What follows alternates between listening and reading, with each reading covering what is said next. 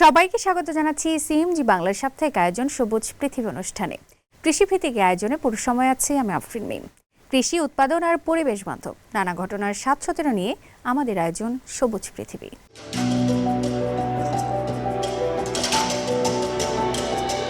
চীনের বিভিন্ন অঞ্চলে চলছে তুষারপাত ও তীব্র শৈত্যপ্রবাহ। এর মধ্যে খাদ্য সরবরাহ স্বাভাবিক রাখতে জোরালো পদক্ষেপ নিয়েছে দেশটির সরকার। চিয়াংসু ও হুনান সহ একাধিক প্রদেশের বাজারে সবজি ও নিত্যপণ্যের মজুদ বাড়ানো হয়েছে। নিয়ন্ত্রণে রাখা হচ্ছে খাদ্য পণ্যের দাম। ফসলের শীতজনিত ক্ষতি ঠেকাতে কৃষকদের সঙ্গে মাঠে নেমেছেন চীনা বিশেষজ্ঞরাও। এসবের ফলে তীব্র শীতেও চীনের খাদ্য নিরাপত্তা বজায় থাকবে বলে আশা করা হচ্ছে। আরও বিস্তারিত থাকছে প্রতিবেদনে।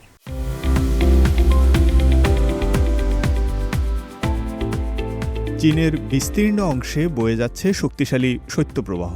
তুষারপাত, প্রবল বাতাস ও তীব্র ঠান্ডা নেতিবাচক প্রভাব ফেলতে পারে কৃষি উৎপাদনে। তাই খাদ্য সরবরাহের সঙ্গে কৃষি পণ্যের দাম স্থিতিশীল রাখতেও জরুরি পদক্ষেপ নিয়েছে চীনা কর্তৃপক্ষ। চিয়াংসু প্রদেশের হুয়াইয়ান শহরের তংছেং ট্রেড মার্কেটে ভোর হতেই দেখা যায় কর্মচাঞ্চল্য। আলু, বাঁধাকপি সহ বিভিন্ন ধরনের সবজি বিশেষ ব্যবস্থায় সাজানো হয়েছে এখানে। আশেপাশের কয়েক লাখ মানুষের খাদ্য সরবরাহে গুরুত্বপূর্ণ ভূমিকা রাখছে স্থানীয় তংছেং ট্রেড মার্কেট। শৈত্যপ্রবাহের সম্ভাব্য প্রভাব মোকাবিলায় বাজার কর্তৃপক্ষ সোর্সিং প্ল্যাটফর্ম সম্প্রসারণ, লজিস্টিক্স চ্যানেল সহজীকরণ এবং আগাম সবজি, মাংস ও জলজ পণ্য মজুত সহ নিয়েছে একাধিক ব্যবস্থা। কৃষক ও কৃষি বিশেষজ্ঞরা একসঙ্গে কাজ করছেন সবজি উৎপাদন স্থিতিশীল রাখতে। মধ্য চীনের হুনান প্রদেশের ছাংতে শহরের একটি রেপসিড খামারে নেওয়া হয়েছে তুষারপাত প্রতিরোধ ব্যবস্থা। দীর্ঘস্থায়ী নিম্ন তাপমাত্রা সরিষার কাণ্ড ও পাতার মারাত্মক ক্ষতি করতে পারে।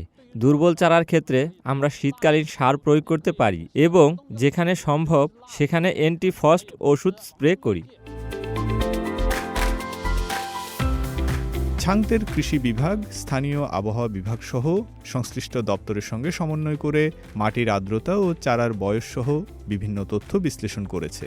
এর ভিত্তিতে সরিষার জমিকে 3 ভাগে ভাগ করা হয়েছে: অতিরিক্ত বেড়ে ওঠা চারা, দুর্বল চারা এবং স্বাভাবিক চারা। ফলে আগেভাগেই ভিন্ন ভিন্ন প্রতিরোধমূলক ব্যবস্থা নেওয়া সম্ভব হচ্ছে এখানে। এছাড়া কৃষি বিশেষজ্ঞদের বিশেষ দল গঠন করে প্রধান সরিষা উৎপাদন এলাকাগুলোতে পাঠানো হয়েছে।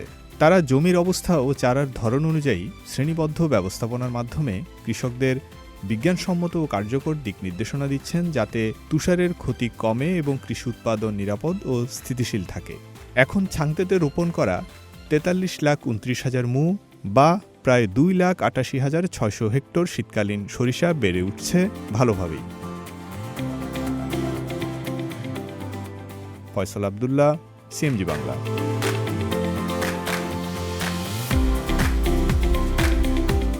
চীনের কৃষি খাতে গেল বছর উল্লেখযোগ্য অগ্রগতি হয়েছে। পরিসংখ্যান বলছে মোট শস্য উৎপাদন বেড়ে 714.88 মিলিয়ন টনে পৌঁছেছে, যা স্থাপন করল নতুন রেকর্ড। পশুপালন খাতেও উৎপাদন 4.2% বৃদ্ধি পেয়ে প্রথমবারের মতো 100 মিলিয়ন টন ছাড়িয়েছে। এমন দৃশ্য দেশের খাদ্য নিরাপত্তা জোরদারের আশাব্যঞ্জক চিত্র।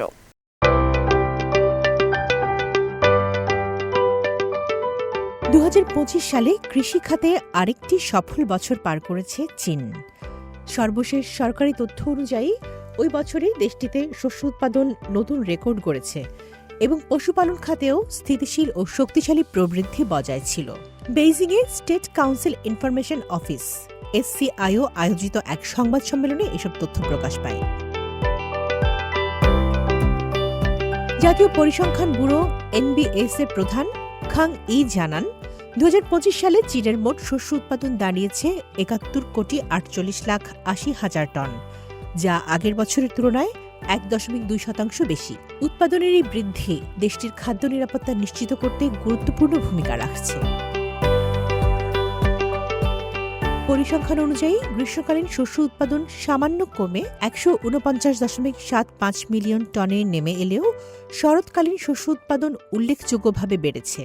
শরৎ মৌসুমে শস্য উৎপাদন 1.5% বৃদ্ধি পেয়ে 536.62 মিলিয়ন টনে পৌঁছেছে। পাশাপাশি আগাম ধানের উৎপাদনও 1.2% বেড়ে 28.51 মিলিয়ন টন হয়েছে।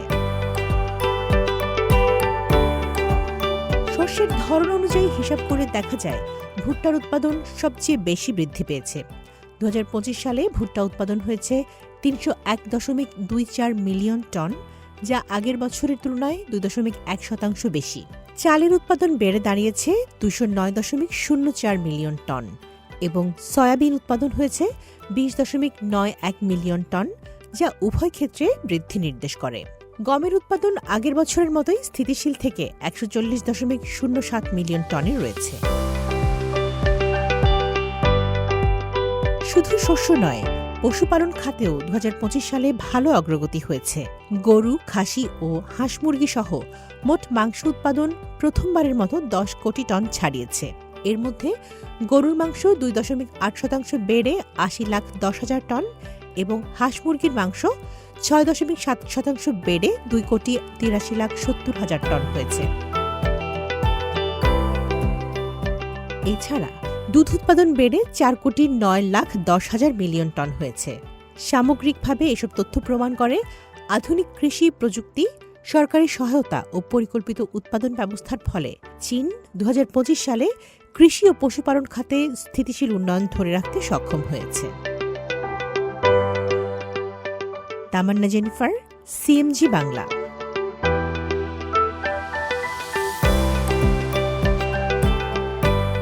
চীনের সিচুয়ান প্রদেশে অবস্থিত চৌ-ই-কো জলাভূমি বর্তমানে পরিবেশ সংরক্ষণের এক অনন্য উদাহরণ হয়ে দাঁড়িয়েছে। গেল এক দশকে স্থানীয় ও কেন্দ্রীয় প্রশাসনের নিরলস প্রচেষ্টায় এই উচ্চ আলপাইন জলাভূমিটি তার হারানো যৌবন ফিরে পেয়েছে।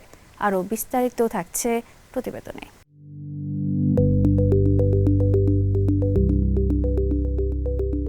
চীনে সিচুয়ান প্রদেশের চৌ-ই-কো জলাভূমি জাতীয় প্রাকৃতিক সংরক্ষিত অঞ্চল। এটি কেবল একটি জলাভূমি নয়, বরং চীনের সবচেয়ে শীতল অঞ্চলীয় পিটল্যান্ড বা পিট মাটিভূমি সমৃদ্ধ এলাকা। দীর্ঘ এক দশকের নিরলস প্রচেষ্টায় এই অঞ্চলটি পরিণত হয়েছে একটি সুষ্ঠু প্রাকৃতিক পরিবেশে। তিব্বত মালভূমির জন্য একটি অত্যাবশ্যকীয় জলজ উৎস এবং পরিবেশগত ঢাল হিসেবে কাজ করে এই চৌ-ই-কো জলাভূমি। 1998 সালে এটিকে জাতীয় পর্যায়ের সংরক্ষিত এলাকা ঘোষণা করা হয় এবং 2008 সালে আন্তর্জাতিকভাবে গুরুত্বপূর্ণ জলাভূমির তালিকায় স্থান দেওয়া হয়। মূলত উচ্চতার পিট বকগুলো এই অঞ্চলের বাস্তুসংস্থানকে টিকিয়ে রেখেছে। একসময় অতিরিক্ত পশুচারণ এবং মাতৃভূমির ক্ষয় এই অঞ্চলের পরিবেশের জন্য বড় হুমকি হয়ে দাঁড়ালেও গেল এক দশকে স্থানীয় প্রশাসনের কঠোর পদক্ষেপের ফলে পরিস্থিতির আমূল পরিবর্তন ঘটে। নিয়মিত টহল, উন্নত প্রযুক্তির মাধ্যমে পর্যবেক্ষণ এবং ক্ষতিগ্রস্ত এলাকায় ঘাস ও জলজ উদ্ভিদ রোপণের মাধ্যমে চৌ-ই-কো জলাভূমি এখন পরিণত হয়েছে প্রাণীদের জন্য আদর্শ আবাসে।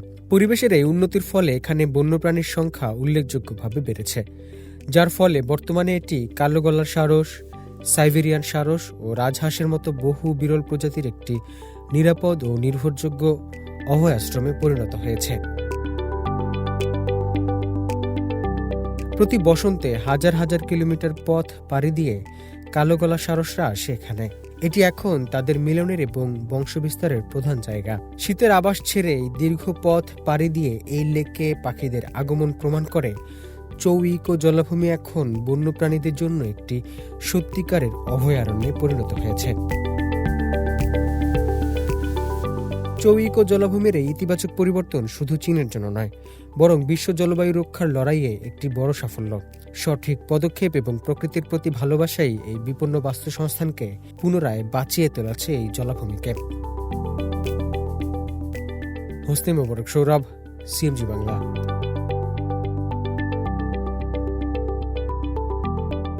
2025 সালে চীনের ইনার মঙ্গোলিয়া স্বায়ত্তশাসিত অঞ্চলে গরুর মাংস উৎপাদন রেকর্ড পরিমাণে পৌঁছেছে।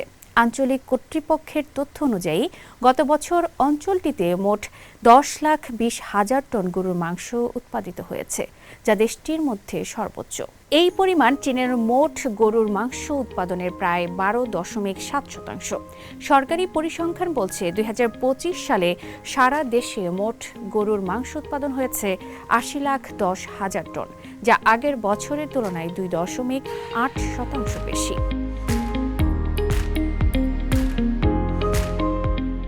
ইনার মঙ্গোলিয়া 2020 সালে পূর্ব চীনের শান্তং প্রদেশকে পেছনে ফেলে দেশের সবচেয়ে বড় গরুর মাংস উৎপাদক অঞ্চলে পরিণত হয়। এরপর থেকে টানা শীর্ষ অবস্থান ধরে রেখেছে অঞ্চলটি। আঞ্চলিক কৃষি ও পশুপালন বিভাগ জানায় 2025 সালে ইনার মঙ্গোলিয়ায় গবাদি পশুর সংখ্যা ছিল প্রায় 87,30,000।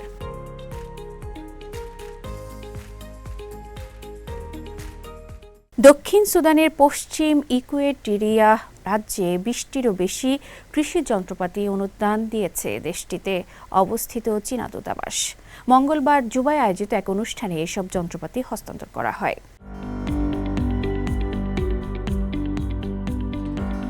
দীর্ঘদিনের সংঘাত ও খাদ্য সংকটে বিপর্যস্ত দক্ষিণ সুদানের পশ্চিম ইকুয়েটোরিয়া রাজ্যে কৃষি উন্নয়নের মাধ্যমে শান্তি ও স্থিতিশীলতা ফিরিয়ে আনার এক গুরুত্বপূর্ণ উদ্যোগ নেওয়া হয়েছে।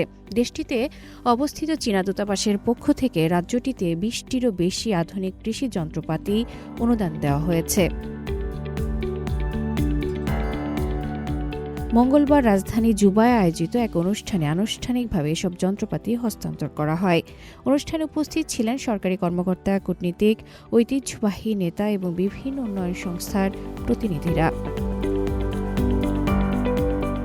দক্ষিণ সুদানের শান্তি ভবন মন্ত্রণালয়ের আন্ডার সেক্রেটারি পিয়া ফিলিপ মাইকেল বলেন, এই সহায়তা শুধু খাদ্য নিরাপত্তা বাড়াবে না, বরং রাজ্যে শান্তি প্রতিষ্ঠার প্রচেষ্টাকেও শক্তিশালী করবে। তিনি জানান, 2021 সাল থেকে পশ্চিম ইকুয়েটোরিয়া রাজ্য সাম্প্রদায়িক সংঘর্ষের মুখে রয়েছে, যেখানে টেকসই কৃষি উন্নয়ন শান্তি ও স্থিতিশীলতার অন্যতম চাবিকাঠি।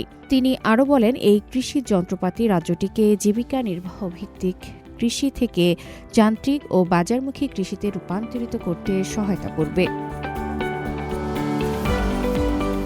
দক্ষিণ সুদানে নিযুক্ত চীনা রাষ্ট্রদূত মা ছিয়াং বলেন, চীনা প্রতিষ্ঠান চাওথাই গ্রুপের দান করা এসব যন্ত্রপাতির মধ্যে রয়েছে ট্রাক্টর, রোটারি টিলার ও প্ল্যান্টার। রাষ্ট্রদূত বলেন, এই অনুদান দক্ষিণ সুদানের জনগণের কল্যাণে চীনা উদ্যোগগুলোর দায়িত্ববোধ ও দীর্ঘমেয়াদী প্রতিশ্রুতির প্রতিফলন। এরই ধারাবাহিকতায় দক্ষিণ সুদানের আজান্দে রাজ্যেও কৃষি উন্নয়ন ও খাদ্য নিরাপত্তা জোরদারে আরেকটি গুরুত্বপূর্ণ উদ্যোগ বাস্তবায়ন করা হয়েছে।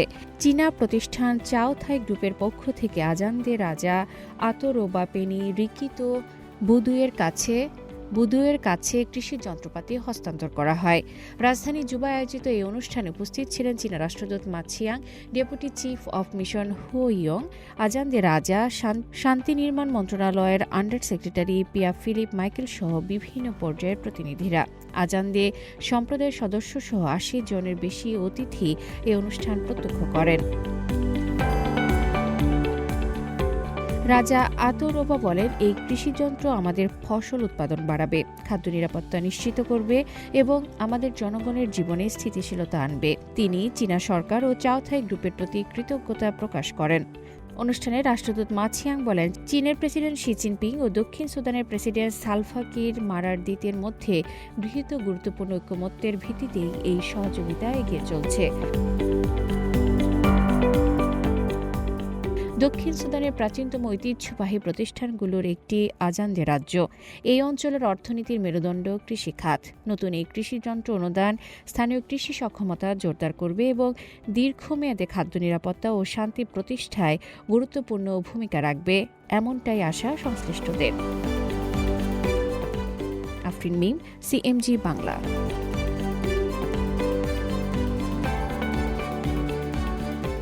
প্রিয় দর্শক, আমরা অনুষ্ঠানে একদম শেষ পর্যায়ে চলে এসেছি।